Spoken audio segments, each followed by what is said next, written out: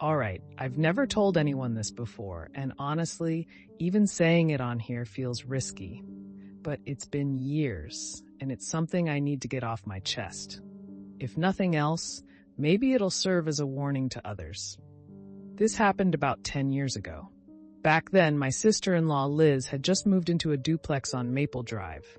She was in her late 20s, super friendly, the kind of person who could make friends with anyone. The neighborhood seemed quiet, nice enough, and her next-door neighbor was this guy named Connor. Now Connor, he was one of those people who just seemed to have it all together. Handsome, charming, always had a smile and a friendly wave. Liz would talk about him sometimes, how he'd offered to help her move in, how he'd mow her side of the lawn without her asking. She thought he was the perfect neighbor. But you know how sometimes someone's just a little too perfect? That was Connor. Liz didn't pick up on it right away. She just thought he was being nice. But then little things started to feel off. For one, he had a lot of visitors. They'd show up late at night, stay for maybe 20 minutes, and then leave. Liz mentioned it to me during one of our weekly phone calls. She joked that he must be running a secret poker game or something. But the more she watched, the less funny it seemed. The people who came by always looked nervous, glancing around like they didn't want to be seen. And then there were the noises. Loud thuds, sometimes muffled yelling. I told her to let it go, that it was none of her business. But Liz, she's always been the curious type. She couldn't just ignore it. One night, she's taking out the trash, and she sees Connor in his backyard digging a hole. It's late, close to midnight, and he's working like a man possessed, sweat pouring off him even though it's a chilly night. When he notices her watching, he freezes. For a second, she says his face goes completely blank. Then he smiles, waves, and says something about planting a tree. Liz laughed it off in the moment, but she called me the next day and said she couldn't shake the weird feeling she'd gotten. She even went to look at the spot he'd been digging, but it was covered with fresh sod. She told me she thought about calling the cops, but decided against it. After all, what could she say? My neighbor's too good at landscaping? Things escalated a couple of weeks later. Connor asked Liz to feed his cat while he was out of town for a few days. She agreed, because why wouldn't she? He'd always been polite, and she figured it was a good way to ease her suspicions. She didn't expect to find the basement. The smell hit her first. She said it was faint but unmistakable, like something rotting. She almost turned around and walked out, but curiosity got the better of her. The basement door wasn't locked, so she opened it and went down. What she found still gives me chills.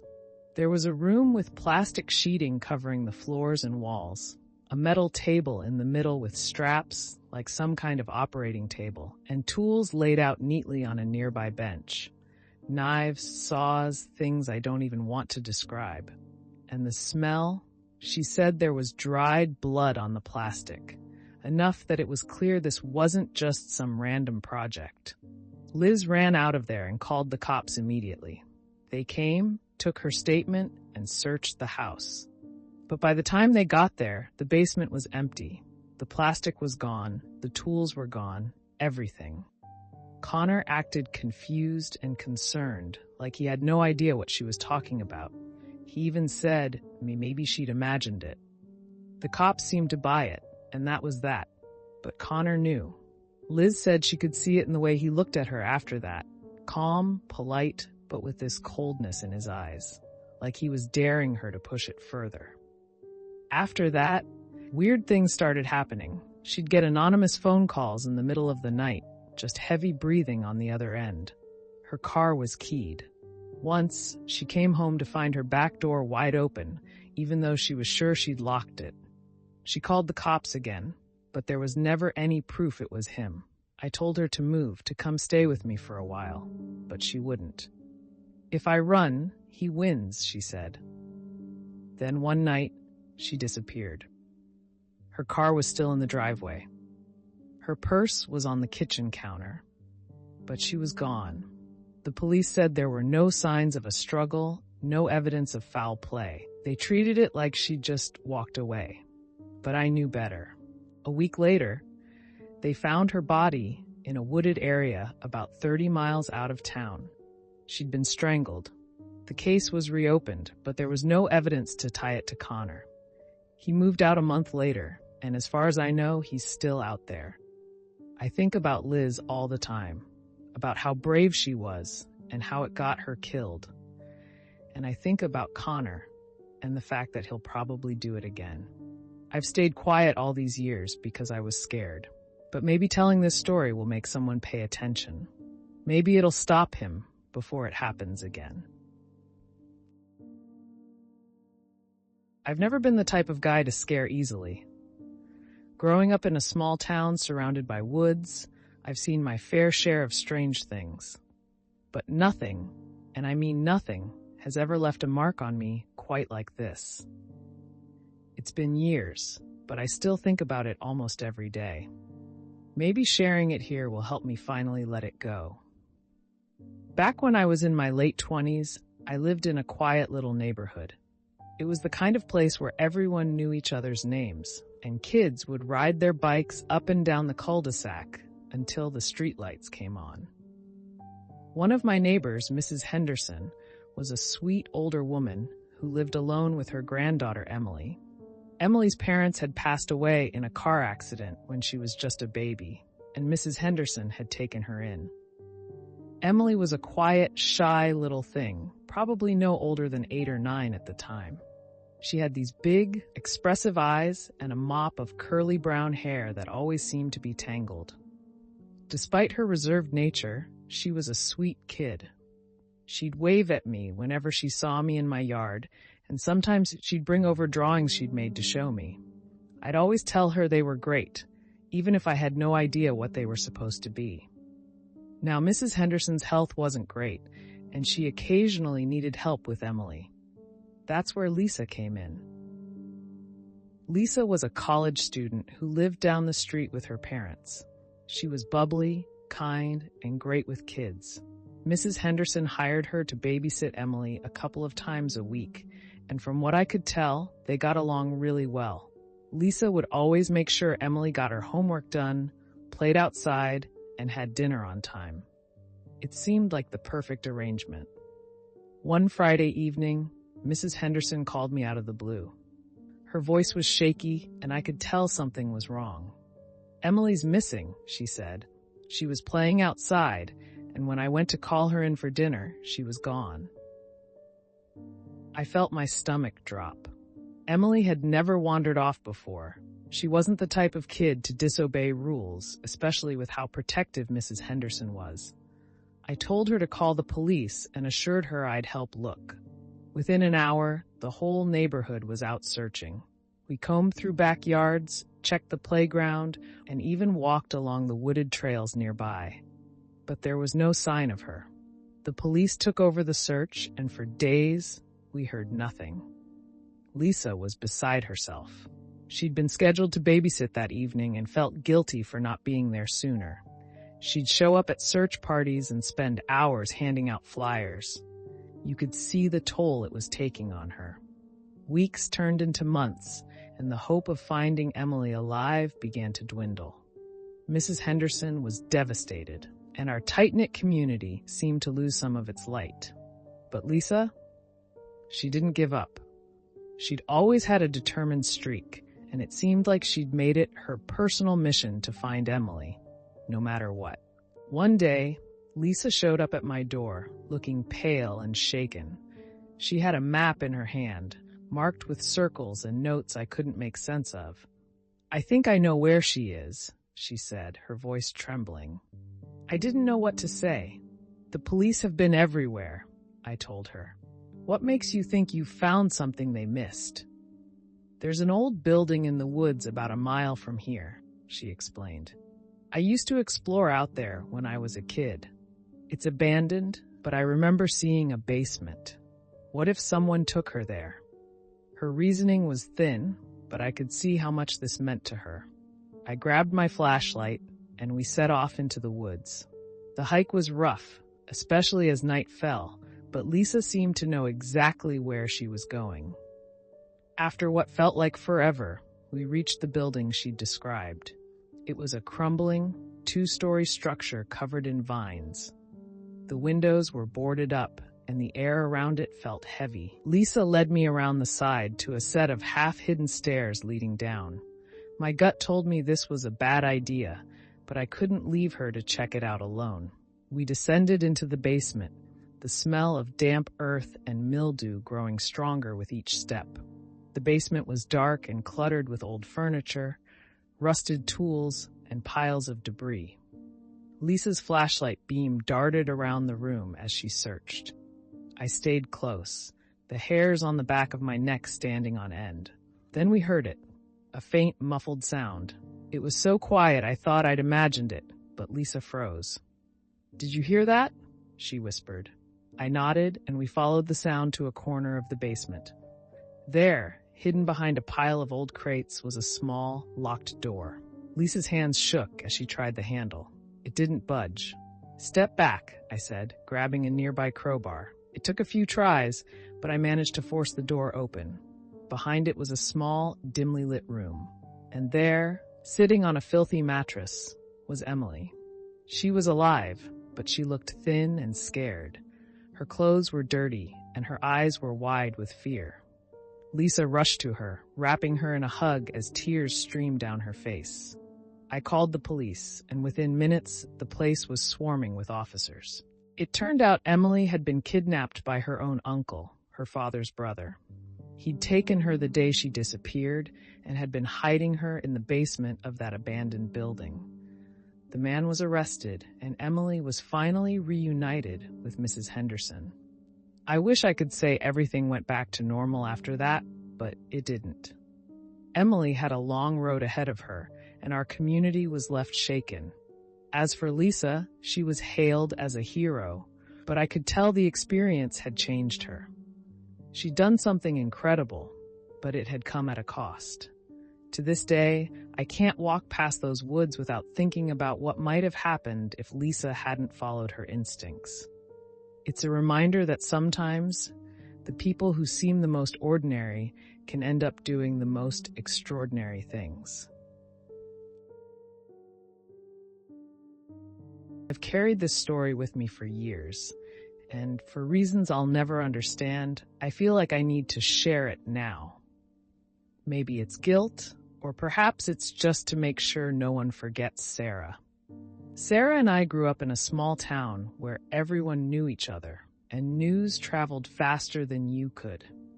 It wasn't big enough to have any secrets, or so I thought back then. Sarah was one of those people who lit up a room when she walked in. She was funny, kind, and ridiculously smart. I'm talking about valedictorian smart. If she wasn't at school acing some test, she was tutoring kids to help them keep up. That's how she got involved with her best friend, Emily. They'd been inseparable since the 3rd grade. Emily struggled in school, but Sarah made sure she never fell too far behind. And because of that, Sarah ended up spending a lot of time at Emily's house, sometimes even staying the night. Emily lived just 3 houses down from me, so it wasn't unusual to see Sarah walking over with her backpack slung over her shoulder, smiling and waving at everyone like she didn't have a care in the world. I'd be out mowing the lawn or working on my car, and there she'd go, always stopping to say hello or make some joke. She was the kind of kid you wanted your own kids to be like. I'll never forget the day she disappeared. It was late autumn, and the leaves had all but fallen. The whole town turned out to look for her. Everyone was in a state of panic. Sarah wasn't the kind of kid to just up and leave without telling someone, and we all knew it. Emily was beside herself, crying and blaming herself for letting Sarah walk home alone that evening. Emily's parents, Mr. and Mrs. Hayes, seemed just as devastated. Mr. Hayes, especially, was vocal about wanting to find her. He practically begged the police to search every inch of the town, even offering to organize searches himself. At the time, I remember thinking he was just a heartbroken parent worried about his daughter's best friend.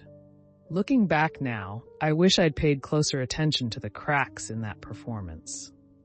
Weeks turned into months, and eventually, the search was called off. People started moving on, as much as they could. Emily drifted away from the rest of us, which wasn't surprising.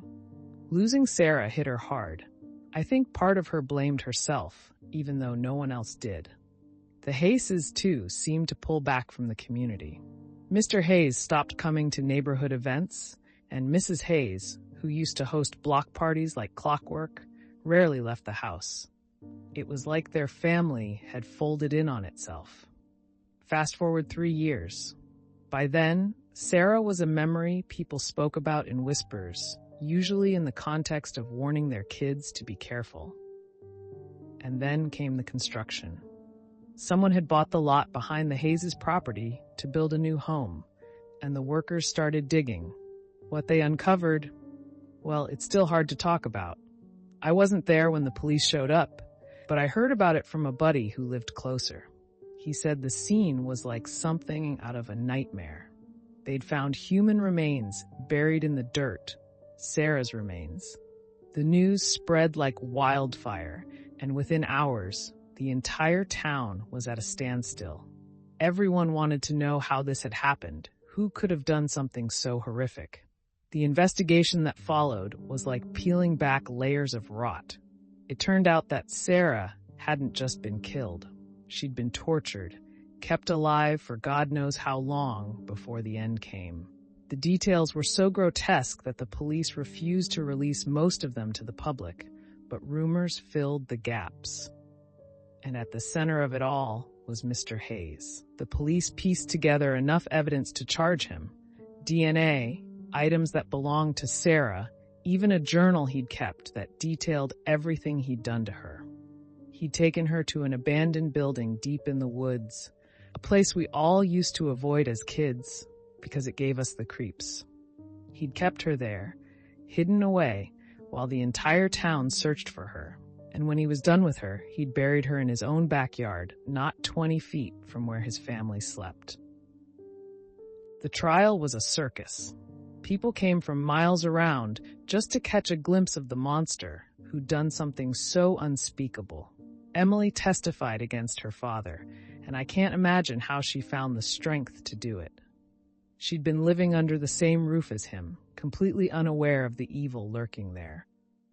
Mrs. Hayes, well, she left town not long after the trial began. Some said she'd known more than she let on, but I've always wondered if she was just another victim in her own way. Mr. Hayes was convicted and sentenced to life without parole. He's rotting in a prison cell now, and good riddance. But that doesn't bring Sarah back, and it doesn't erase the scars he left on everyone who knew her. Emily moved away after the trial. Last I heard, she's trying to rebuild her life somewhere far from here. I hope she's found some kind of peace. As for me, I've spent years grappling with what happened. How could someone so evil hide in plain sight? How did we all miss the signs? I'll never have answers to those questions, and maybe that's for the best. But I'll tell you this much. I'll never look at anyone the same way again. You just never know what darkness someone's hiding behind a friendly smile. Shannon was a very attractive and smart young lady, the kind of girl that turned heads wherever she went. Every young man in our village was amazed by her beauty, and it wasn't just her looks. She had this charm about her, a presence that made people want to be around her. Even as someone much older, I couldn't help but notice how much she lit up a room. But beneath all that admiration, there was envy too, especially among some of her classmates. Our village isn't big, so news about Shannon was always the talk of the town. She was top of her class, excelled at everything she tried, and still found time to be kind to everyone. But the older I get, the more I've come to learn that not everyone can handle someone else's success, especially when it comes to young people. And what happened to Shannon, well, it's a reminder of just how dark jealousy can get. This story happened years ago, but I remember it like it was yesterday. Shannon had gone missing for 2 days. People noticed her absence almost immediately because she was the kind of girl whose presence you couldn't miss. At first, everyone assumed she might have gone out of town or had some sort of family emergency. But as the hours ticked by, worry began to creep in. Her friends started calling around, and when no one had seen or heard from her, the panic really set in. The last place anyone had seen Shannon was at an old abandoned building near her school. It was about a mile into the woods, and all the students used to go there to chill or party. It wasn't the safest place, to be honest, but it was theirs. I'd gone there myself when I was younger, back when it was still used as a storage facility for the school. By the time Shannon's generation came around, it was just a decaying structure. Graffiti on the walls, broken windows, and a roof that looked like it might cave in any second. It wasn't unusual for kids to hang out there, but it wasn't the kind of place anyone stayed at for long. When the police started their investigation, they combed through Shannon's social media and talked to her friends. One of them mentioned that she had planned to meet up with someone that night. That led them to the abandoned building. What they found there, well, it's not something you can easily forget. Shannon was discovered in a small, locked room at the back of the building. She was badly tortured but alive. Her wrists were tied and her face was swollen and bruised. She'd clearly been through hell. The thing that haunts me to this day is the look in her eyes when they carried her out. It was like she'd seen something she'd never forget, something no one should ever have to see. The investigation revealed that Shannon had been kidnapped by a girl from her class. This classmate, who I'll call Lisa, was someone no one would have suspected. Lisa was quiet, shy, and kept to herself. But apparently, she had been harboring a deep resentment toward Shannon for years. She felt overshadowed by her and thought Shannon got everything she ever wanted without trying. It wasn't true, of course. Shannon worked hard for everything she had, but jealousy doesn't listen to reason. Lisa had lured Shannon to the abandoned building under the pretense of wanting to talk about something personal. Once Shannon arrived, Lisa attacked her, tied her up, and kept her there. What Lisa's plan was beyond that? Well, that's anyone's guess. Some say she wanted to scare Shannon. Others think she planned to leave her there for good. But thankfully, someone spotted Shannon's bag near the building and tipped off the police. The aftermath was hard on everyone. Shannon survived, but she was never quite the same. Lisa's family moved away in shame, and our village was left grappling with the idea that something so horrific could happen here. People still talk about it sometimes, especially when they warn their kids about the dangers of envy and how far it can push someone. I'll never forget Shannon's story. It's a chilling reminder that the real monsters aren't hiding under our beds or in the shadows of old buildings. Sometimes they're sitting right next to us, smiling like everything's fine until they aren't. I'll never forget Jason. He was the kind of guy everyone admired, the kind of guy you couldn't help but like. Jason was 21, a senior in college, and the star of our football team. He wasn't just some dumb jock either. He was smart, charming, and genuinely kind to everyone he met. Teachers loved him, students wanted to be his friend, and, let's be honest, most of the girls on campus had a crush on him. If anyone was going to make it big, it was Jason. But then he disappeared. It's been years now, but the memory of those days still gives me chills. I was just a junior when it happened, and even though Jason and I weren't best friends, we were close enough that his disappearance hit me hard. Everyone was talking about it. One day, he was the golden boy of the college. The next, he was gone without a trace. Jason's disappearance shook the entire campus. At first, people thought maybe he'd just taken off.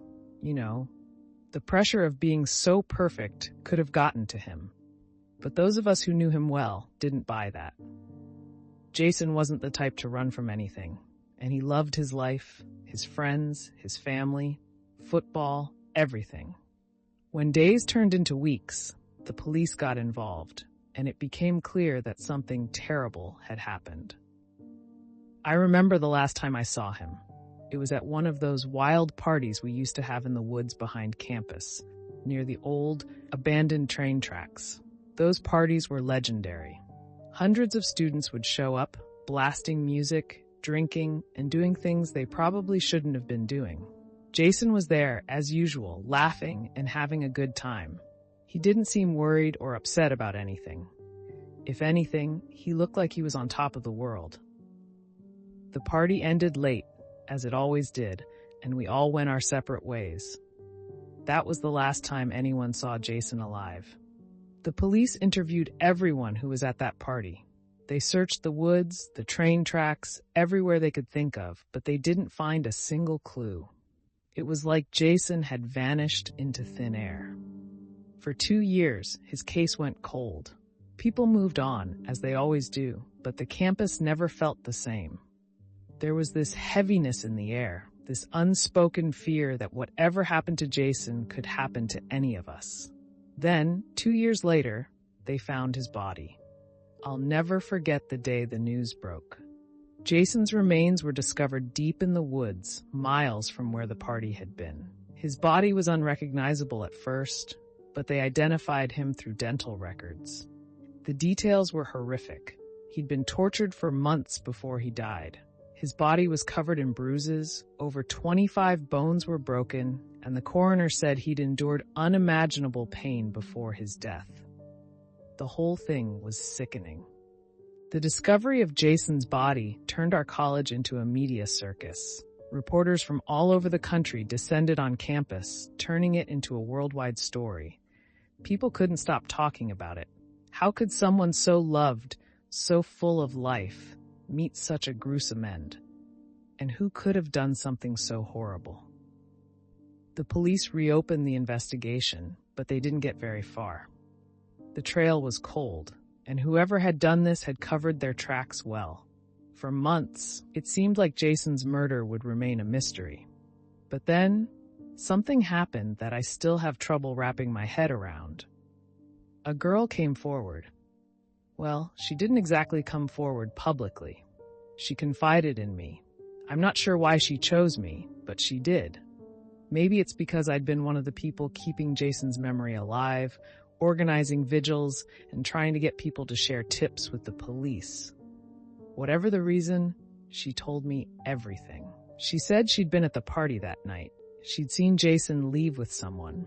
At first, she didn't think much of it, but later, she overheard something that made her blood run cold. She wouldn't tell me all the details, but she said she'd heard Jason's roommate, Matt, arguing with him in the woods. Matt was jealous of Jason. That much was obvious to anyone who knew them.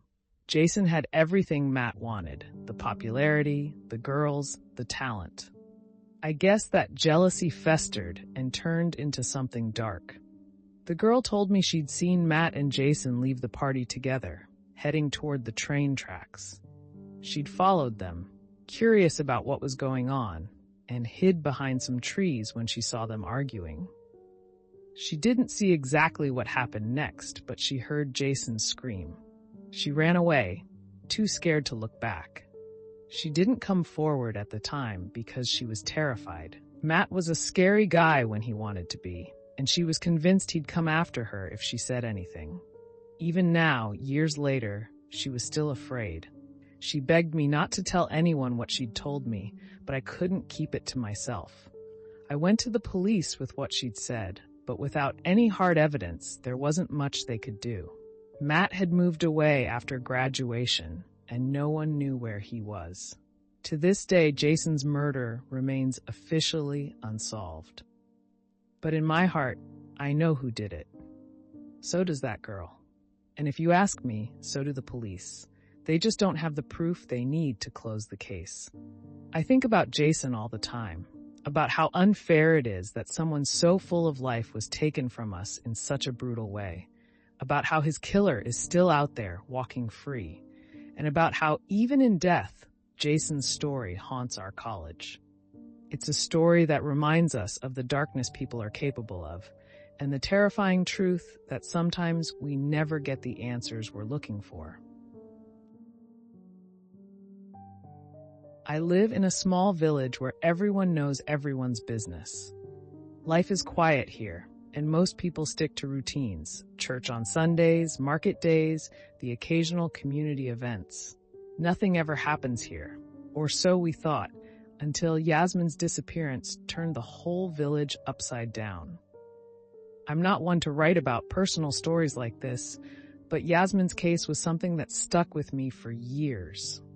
Even now, just thinking about it sends chills down my spine. It happened about a decade ago, but the details are still as clear as if it were yesterday. Yasmin was only 2 days old when she went missing. Her parents, Sarah and Tariq, were well loved in the village, kind people who wouldn't hurt a fly. I'd known them for years. Tariq and I went to school together, and Sarah used to bake the most incredible pies for our summer fairs. They were over the moon when Yasmin was born, their first child after years of trying. I remember visiting them the day after Yasmin came home, seeing the joy on their faces as they cradled their tiny daughter. They'd finally gotten their miracle. Then, just like that, Yasmin was gone. It was a stormy night, and the power had gone out in most of the village. Sarah and Tariq woke up to find Yasmin's crib empty. The window in her room was wide open, the curtain flapping in the wind. I can still recall the panic in Tariq's voice when he banged on my door that morning, asking if I'd seen anything, heard anything. The entire village came together to search. Fields, barns, wells, you name it. But Yasmin had vanished without a trace. The police got involved quickly, but their investigations didn't lead anywhere. There were no signs of forced entry, no suspicious strangers spotted in the area. Just a baby, gone in the dead of night. Rumors spread, as they always do in places like this. Some people whispered about trafficking rings. Others blamed wild animals, though that didn't make much sense. It felt like every theory was more far-fetched than the last. Sarah and Tariq were devastated. They stopped coming to community events, stopped talking to most of us. They'd lost their daughter, and with her, their spark. But they never stopped looking. Every few months, they'd post new flyers, write letters to anyone who might help, or travel to follow up on a new lead. It was heartbreaking to watch, but none of us could say anything. What could you even say to someone going through something like that? Fast forward 5 years. By then, most of the village had moved on. Life went back to normal, at least on the surface. Sarah and Tariq still kept to themselves, though. They looked older than their years, worn down by grief. I'd see Tariq at the store sometimes, but he rarely made eye contact. It was like they were stuck in time, unable to move forward without Yasmin. Then one afternoon, everything changed. Sarah showed up at my house, trembling and pale. She could barely get the words out, but what she said made my blood run cold. She'd found Yasmin. I didn't believe her at first. How could she be sure? After all this time, it seemed impossible. But Sarah was adamant. She'd gone to visit a friend, Amira, a woman who lived just 6 houses down the road. Amira had been pregnant around the same time as Sarah, but she'd lost her baby shortly after birth. Or so we'd all thought. Sarah had gone to Amira's house to drop off some leftover produce from her garden. While there, she noticed a little girl playing in the yard. The child had dark curls, the same as Yasmin, and a birthmark on her left wrist. The exact same birthmark Yasmin had. Sarah said her heart stopped. She asked Amira who the girl was, and Amira hesitated before saying she was her niece, visiting from out of town. But Sarah knew. A mother knows. I went with Sarah and Tariq to the police. It felt surreal, sitting there and listening to them recount everything. The officers were skeptical at first, but they agreed to investigate. They visited Amira's house that evening and questioned her. At first, she stuck to her story, but when they pressed further, the cracks started to show. Eventually, Amira broke down and confessed. She'd taken Yasmin that night.